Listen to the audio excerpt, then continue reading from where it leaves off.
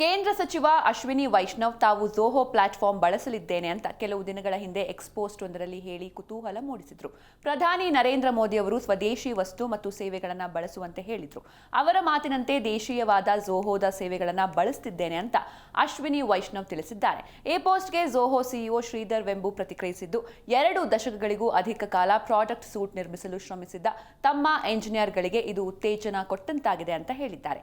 ಯಾವುದಿದು ಝೋಹೋ ಸಂಸ್ಥೆ ಅಂತ ನೋಡ್ತಾ ಹೋಗೋದಾದ್ರೆ, ತಮಿಳುನಾಡಿನ ಶ್ರೀಧರ್ ವೆಂಬು ಹಾಗೂ ಅಮೆರಿಕ ಮೂಲದ ಟೋನಿ ಥಾಮಸ್ ಅವರಿಬ್ಬರು 1996ರಲ್ಲಿ ಝೋಹೋ ಕಾರ್ಪೊರೇಷನ್ ಸಂಸ್ಥೆಯನ್ನ ಸ್ಥಾಪಿಸಿದ್ದಾರೆ. ಬಹಳ ಕಡಿಮೆ ಬೆಲೆಗೆ ವಿವಿಧ ಸಾಫ್ಟ್ವೇರ್ ಪರಿಕರಗಳನ್ನು ಇದು ನಿರ್ಮಿಸುತ್ತೆ. ಬಿಸಿನೆಸ್ ಸಂಸ್ಥೆಗಳಿಗೆ customer relationship management software, accounting ಇತ್ಯಾದಿ ನಾನಾ ಅಪ್ಲಿಕೇಶನ್ಗಳನ್ನು ಝೋಹೋ ನಿರ್ಮಿಸಿದೆ. ಮೈಕ್ರೋಸಾಫ್ಟ್, ಗೂಗಲ್ ಇತ್ಯಾದಿ ದೊಡ್ಡ ಕಂಪನಿಗಳಿಗೆ ಅಪ್ಲಿಕೇಶನ್ಗಳಿಗೆ ಝೋಹೋ ಸರಳ ಪರ್ಯಾಯ ಒದಗಿಸ್ತಾ ಇದೆ.